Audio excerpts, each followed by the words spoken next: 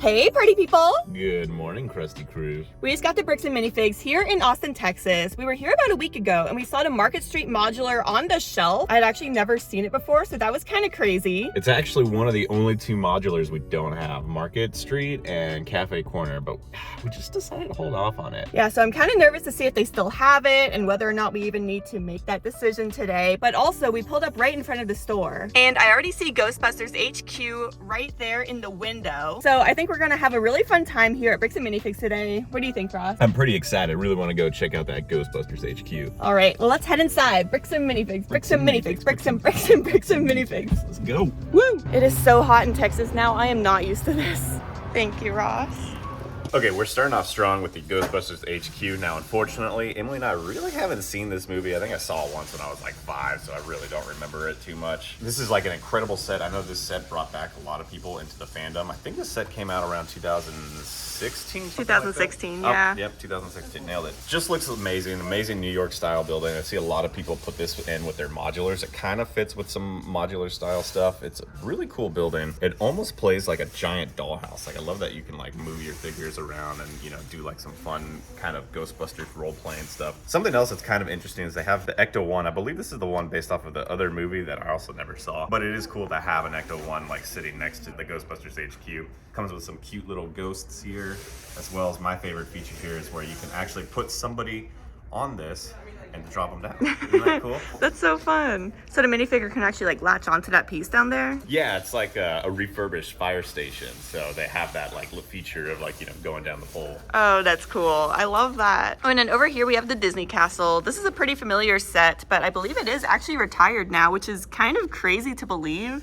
This is one of my first Lego sets, so it's very nostalgic to me. I love the minifigures, and for a while this was the only way you could actually get Tinkerbell. Now you can get her in that new Disney train, that 4+ set. So these are the Chinese New Year's. These are both the 2020 ones. I can't believe they're even that old. I have been thinking about potentially finding these sets ourselves and coming in and trading them in. I really like them. I think they're beautiful, but we just have a hard time placing them anywhere, and so they're just kind of in a bin under the Lego City. They're really beautiful though. And then one of my favorite sets of all time is the Scooby-Doo Mystery Mansion. This was actually one of my first Lego sets as well. Like, Scooby-Doo is what got me into Lego, so it's really cool seeing it here. I have all of the minifigures that came with this set, but unfortunately I'm not sure exactly where Velma's accessory is, and I'm pretty sure it's exclusive because that's the Scooby-Doo lighthouse printed in it from one of the other Lego Scooby-Doo sets. I always thought for Scooby-Doo the set was like a little bit intense because it's like you come in here and this thing just whacks your head off. Very, very scary play feature for a Scooby-Doo set. You know? Yeah, it's kind of intense, isn't it? Yeah.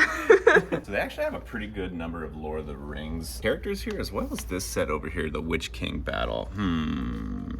Now I kind of want it. Oh no. I want the Witch King. Oh, he looks so cool. Are you gonna get it? Is that on your list? Dang it. I wasn't planning on it, but now that I see it, I might. They do have a lot of orcs, not a lot of Orokai. I see, I think 2. And then we have the Rohirrim over there. This is a pretty good amount. There's some hobbits as well as humans and orcs from both the Hobbit and the Lord of the Rings. So this is a pretty good one. There's the White Warg back there. Oh, he's scary. Yeah. Oh, I don't like him. It's a pretty good amount of Lord of the Rings figures than I'm used to seeing here, so that's pretty cool. Yeah, it's definitely more than usual. That's pretty awesome. For all 3 of you Bionicle fans out there, check this out. This is a trip down memory lane. This right here, Emily, guess where you used to get this from? McDonald's. McDonald's. Really? Yeah, it would Oh, wow. come with the little disc, and you could fling it like that. Boing. And it had 1 of every color, so there was 6. And then this is actually Gen 2 Bionicle. I like this guy. He's a really good sushi chef. I used to love the Borak. You know how they work? I have no idea. Ah! Oh my, Ross! And so the whole gig with it, what you were supposed to do is you're supposed to like hit their mask out and they deactivate when this little parasite comes loose. But what would happen too is you could actually put the parasite on the Bionicle guy, and then he gets possessed by the evil Borak spirit. Wait, so there was like this whole story behind it? Yeah, there's a ton of story to it. It was an amazing story. Then what was also cool, the way it would work, so you would have it like this, and they go like that, and that's how you would fight with them. And then you can put them into a little cocoon form. And if you had the case that it came in, you could actually have them hanging. I'm doing a bad job at this. It's been like 20 years since I've done this. This is so exciting. And there was like a little piece that would come in the case and hold them like this. So I remember as part of the story, like they stumble onto like a hive of them. If you wake them up, they would all like drop, they'd open up and then chase you around. So it was actually really fun. Like there's a lot of playability in this. I remember my dad and I used to play Bionicles together when I was a kid. Pretty much like the whole goal of the game is to knock each other's masks off. This one was actually my favorite Bionicle because she had the translucent mask. So I like that a lot too. And what she would do, she would swim and she'd go like, You're so weird. and then this is a real treat, actually. I didn't have many of these. I think the only ones I had was this red one, and I think maybe the white one. But it's cool seeing all 6 of them. So these are like the villagers of Bionicle. Like they're just kind of like hanging out doing their stuff. So it's cool to see all of them. And then we have the old school white Power Ranger there too. So it's just so cool seeing all this stuff. Throwback memory lane. Looking over to Lego Harry Potter, they have a ton of it in stock right now, and I actually just finished rewatching all of the movies, and I'm about halfway through 4. I saved it for later, I don't know why. But I actually just saw this scene with the Hungarian Horntail, and it's kind of neat in this set because you actually get a minifigure of Edward Cullen from Twilight, so that's really exciting. They also have what looks like all of the books in stock too, which is kind of cool to see. I believe I have 3 or 4 of them on a little bookshelf. It's pretty cute. But then looking up here, I've never actually seen this set built before, but it looks kind of interesting. I'm not really interested in any of the castles, but I love this part here. With the mirror, I just love that sticker piece. It looks really good. Womp, womp, womp, womp, womp, womp. Oh, and then this one here is really cool. So it's Diagon Alley, but mini scale, micro scale, and Ross was telling me that it was actually a gift with purchase with the giant Hogwarts micro scale castle. It's really neat seeing the micro version of this one because I have the giant one at home. I still need to finish building it though. Now Ross wants to talk Minecraft with you guys. They have the crafting box, the first one, and then down here they have crafting box 3, and they actually just revealed crafting box 4 is coming this summer, so I'm pretty excited about it. I don't have any of the crafting boxes, but I hear a lot of people like this one. I just like that it comes with the little mushroom. That's weird. I don't understand at all. All right, guys, you guys are about to see one of the most important sets to the development of my little tiny brain. Right here, Rock Raiders Tunnel Transport. Check this out. Oh my God, I had this set. It's so cool. So they used to use these magnets, the same ones they used in the trains back in the day, and you can go lift things like go all around with it. So, you know, it would fly, it would set to be underground. Let me do it there. And then you could go like lift up the little car and then like deploy it.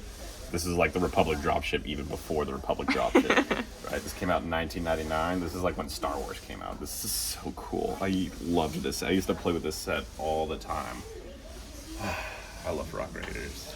The other thing you're doing, right, they had all this like dynamite and stuff. The whole point was that you're supposed to try to open these rocks and boom, you get the crystals. And that was the whole point. They even had a game that I used to love playing as a kid too, where you would go around and fight rock monsters and slugs and stuff to try to collect the crystals. Okay, so they actually have like a really good collection of superhero stuff, which is pretty relevant, especially for Spider-Man. We actually just saw Across the Spiderverse. If you haven't seen that movie yet, what are you even doing? It was so good. You gotta see it. Go watch it. It kind of like changed the way I look at a lot of these Lego Spider-Man, because we've gotten so many variants of Spider-Man, and you're like, yeah, cool.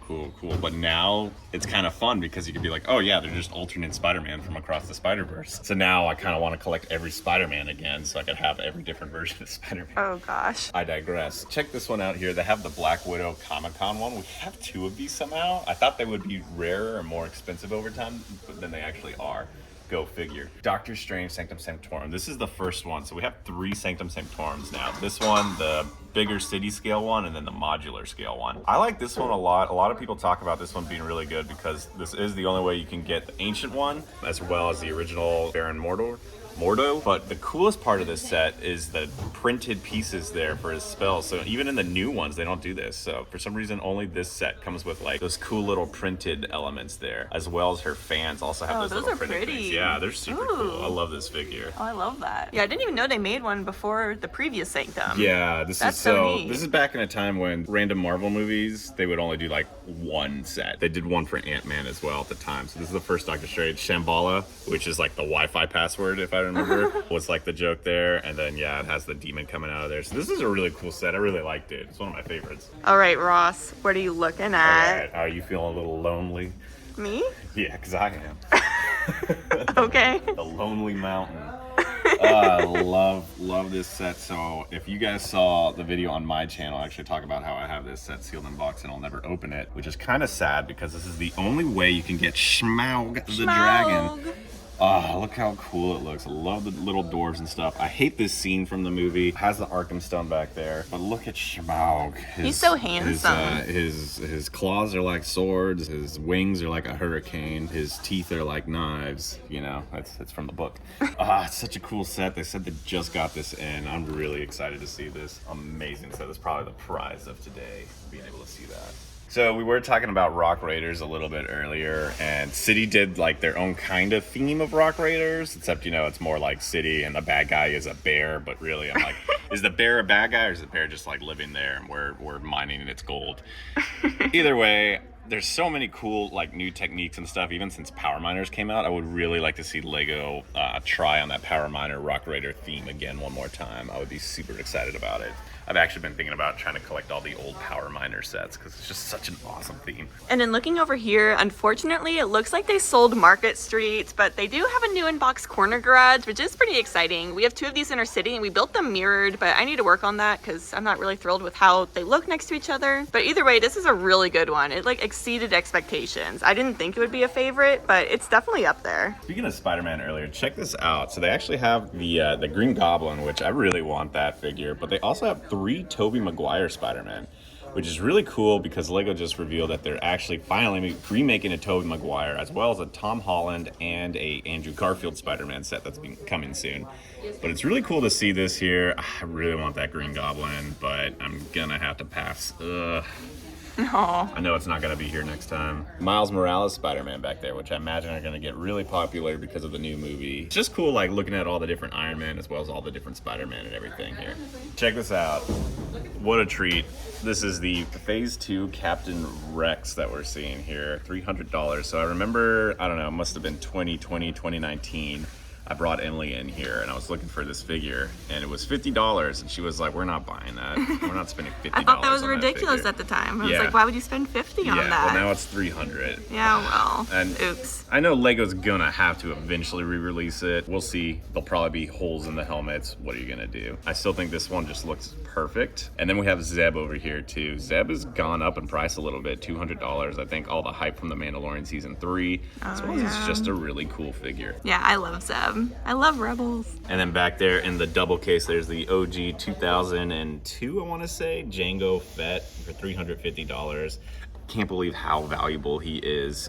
Just an awesome looking figure. It's just so nostalgic, and they only made him once. More Star Wars 2006 version of the X-Wing.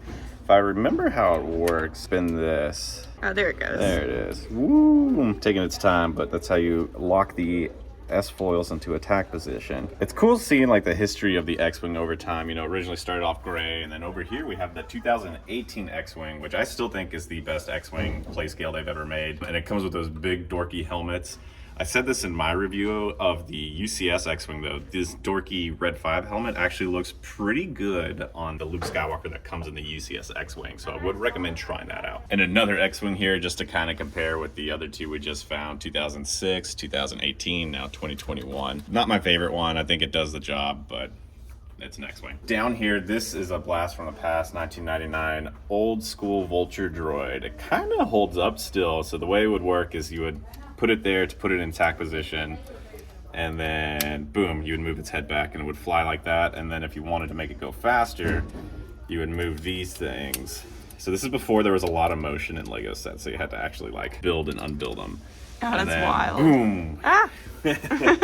And then then you set it all back again. Okay, superhero airport battle. This set is awesome because it comes with a super meta figure, honestly. So this is the first time in the movies we saw Giant Man, and they made him as a giant minifigure, which I thought was just really funny, really clever. He can even like pick up some of the other characters like that, so they like fit in his hand. So it's kind of cool. I think you put War Machine in his hand or something like that is what you're supposed to do. Yeah, it looks like the set is missing War Machine, unfortunately, but this is super cool. I really like just the Giant Man. That's my favorite part of the set. And I totally walked right past this completely. I think it's because I thought it was a Kylo Ren shuttle, so I didn't look at it, but this is actually Krennic's Imperial shuttle. I really like this one. Again, this is the only way you could get K2SO, surprisingly, and the only way you could get Krennic, which is a little unfortunate. So this is a really cool set to see here. I have this one new in box. I don't plan on opening it, so it is kind of nice to be able to see it here in person. And now we're looking for pieces for the Lego City, mostly plates. We need a bunch of green, especially for Uptown Ladyburg, what I'm trying to work on there. But then look what I just found. I didn't even know these existed. There's these like nougaty looking, weird shaped plates,